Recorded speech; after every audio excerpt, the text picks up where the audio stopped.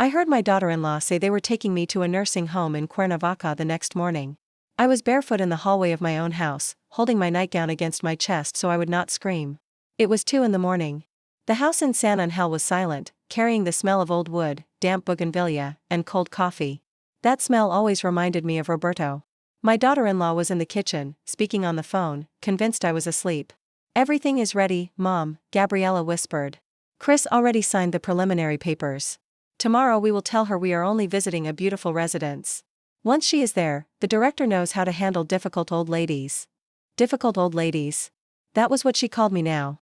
For years, that same woman had called me Mama Clara whenever she needed money, a favor, or someone to watch her house. I leaned against the wall because my knees almost gave out. I am 68 years old. I buried 40 years of marriage with Roberto. Then spent 6 years living with my son Cristobal and his wife. I believed they had opened their home to me out of love. After Roberto's funeral, Chris came crying to my apartment in Polanco. "You cannot live alone, Mom," he said. "Come stay with us. I need you close.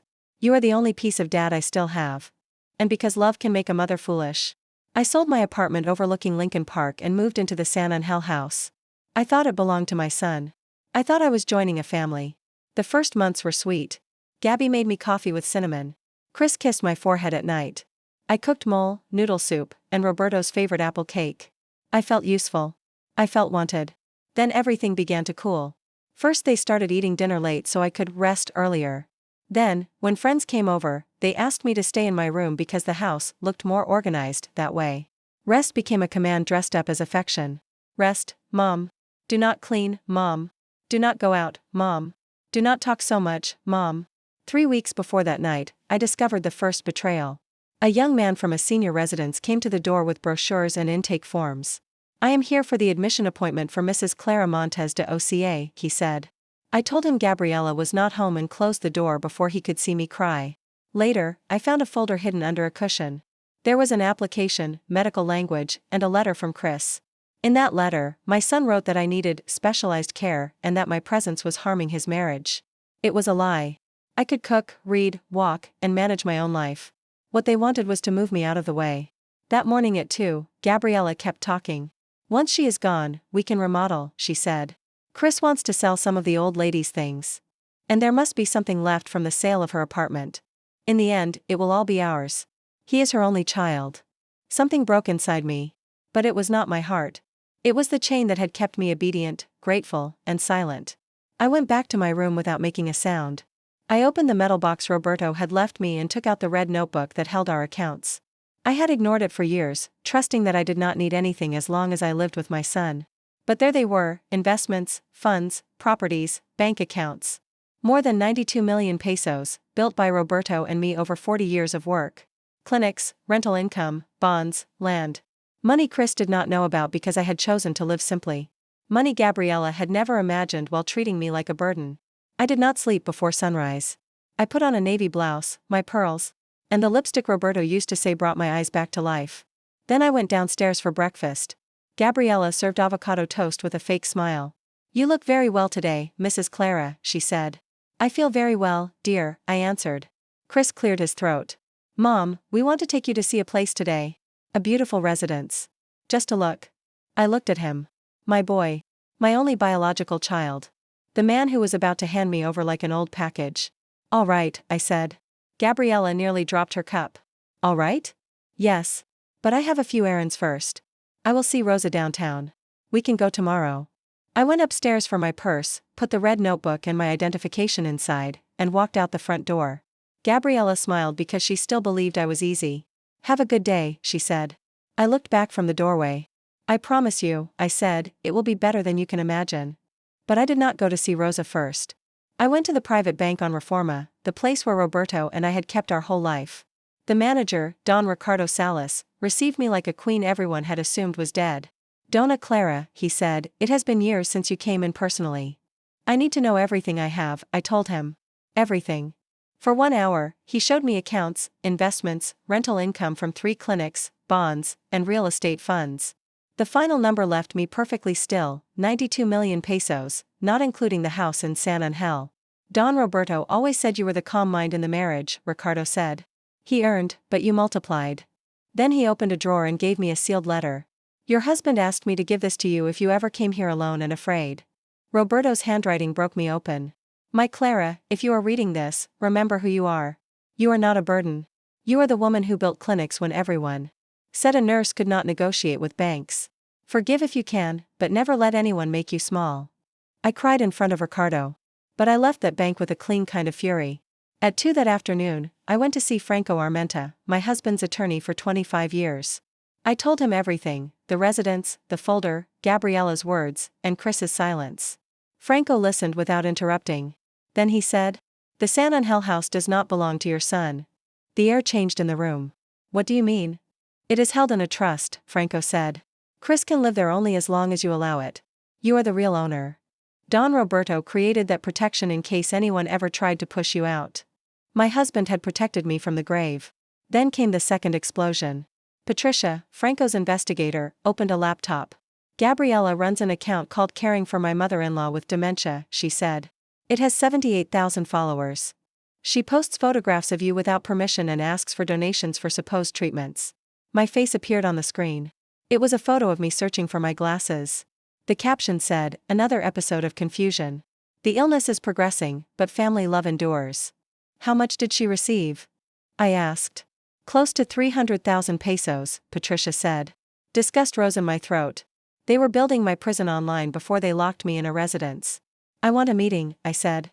"With Chris, Gabriella, my other children, and every document." Javier and Elisa were not my children by blood. They were Roberto's children, left motherless when they were young, and I raised them as my own. When Chris was born, I made them feel pushed aside without meaning to. They grew distant, and I allowed it because Chris needed me more. That was another debt in my life. When Franco called them, they came. Javier hugged me in my temporary apartment in Polanco. "Mama Clara," he said, "I should have been there." Elisa cried against my shoulder. "It hurt to feel less important," she said. "But you never stopped being our mother." That night, we ate together for the first time in years. Rosa raised her glass. "To justice," she said, "and to women who wake up late but wake up with everything." The next day, Chris and Gabriella arrived at Franco's office believing we were going to discuss inheritance. When they saw me at the head of the table with Javier, Elisa, Rosa, Franco, and Patricia, they stopped cold. "Mom," Chris said, "what is this?" I looked at my son without shaking. "This, Chris, is the day you stopped deciding for me." Franco turned on the screen. First, the San Angel house appeared, valued at 38 million pesos. Gabriella inhaled as if she were already spending it. "This property," Franco said, "legally belongs to Clara Montes de Oca. Cristobal has the right to occupy it only while she authorizes it." Chris picked up the documents with trembling hands. "Dad told me it was mine," he said. "You misunderstood many things," I answered. "The house, me, and what it means to be a son." Gabriella tried to smile. "Mrs. Clara, this is all a misunderstanding." "No," I said. "I heard you at 2 in the morning. Tomorrow we take her. Do you remember?" Her face turned white. Patricia changed the slide. There was Gabriella's account, videos, photos of me, captions about my supposed dementia, and screenshots of donations. Chris looked at his wife as if he had just met her. "What did you do?" "I was only showing how hard it was to care for her," Gabriella said. "You were not caring for me," I said. "You were using me." Javier stood. "You turned our mother into content." Elisa looked at Chris. "And you let her make Mom doubt herself." Chris covered his face. "I did not know about the donations." "But you knew about the residence," I said. "You signed the papers. You let them treat me like a burden." Then came the final blow. Franco displayed the asset summary. Dona Clara's liquid and investment assets total 92 million pesos, not including additional properties. The silence was so deep I could hear the air conditioner. Gabriella whispered, 92 million. There it was. Her soul, naked on the table. She did not say I was safe. She did not say she was sorry. She only repeated the number. "For 6 years, you lived in my house," I said. "You ate at my table and used my rooms. You sent me to my bedroom and made me feel old, slow, and useless. And I stayed, even though I could have lived anywhere, because I believed my son wanted me close." Chris dropped to his knees in front of me. "Mom, forgive me. I was weak. I was selfish. I let Gabby." "No," I interrupted. "Do not hide behind her.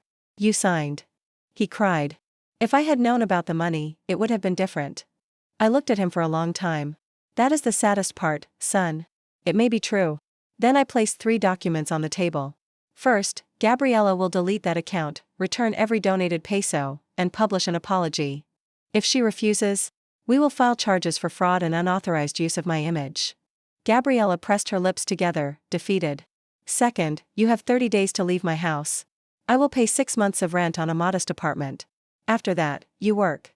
We do not have money, Chris said. I did not have peace, I answered, and you are not worried about that. I took a deep breath. Third, I changed my will. Javier, Elisa, and Chris will receive equal shares only if they maintain a respectful relationship with me. Any abuse, manipulation, or attempt to control me removes that person's share. And if Chris is still married to Gabriella when I die, his share will go into a trust she cannot touch. Gabriella exploded. That is controlling our marriage. Rosa slammed her hand on the table. Control was pretending Clara had dementia so you could take money from strangers. Chris looked at Gabriella. Be quiet. Her eyes widened. What? Be quiet, he said. For once in your life, be quiet. It was the first time in years that I saw something like dignity in my son. I did not hug him. Not yet. Forgiveness is not passed around like warm sweet bread. It is earned with actions. 6 months later, the San Angel house was no longer a prison. I remodeled it and turned it into Casa Roberto, a day center for older adults abandoned by their families. At the entrance, I placed a line from my husband's letter. Power is deciding over your own life. Gabriella deleted the account, returned the money, and disappeared from our lives after separating from Chris. She never apologized.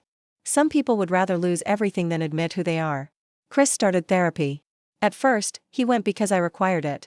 Later, he kept going because he understood that his weakness had been another form of cruelty. That Christmas, he came to my new apartment in Polanco. I did not hug him when he arrived. But after dinner, he handed me a letter. I am not asking you to forget, he said. I am asking you to let me spend the rest of my life proving I can be better than that man. I read the letter that night and cried. Not because everything was fixed. Because for the first time, my son was not defending himself. He was taking responsibility. Now I live with wide windows, cinnamon coffee, and silence I chose for myself. Javier and Elisa visit every week. Rosa says I look 10 years younger. I tell her I did not become younger. I only stopped shrinking to fit inside a house where I was no longer loved. Sometimes I miss the little boy Chris used to be, the one who ran into my arms. But I have learned that loving an adult child does not mean letting him step on you. Motherhood should not be a sentence. Old age should not be an apology. And no woman who built an entire life deserves to end it hidden away so others can live comfortably on top of her bones.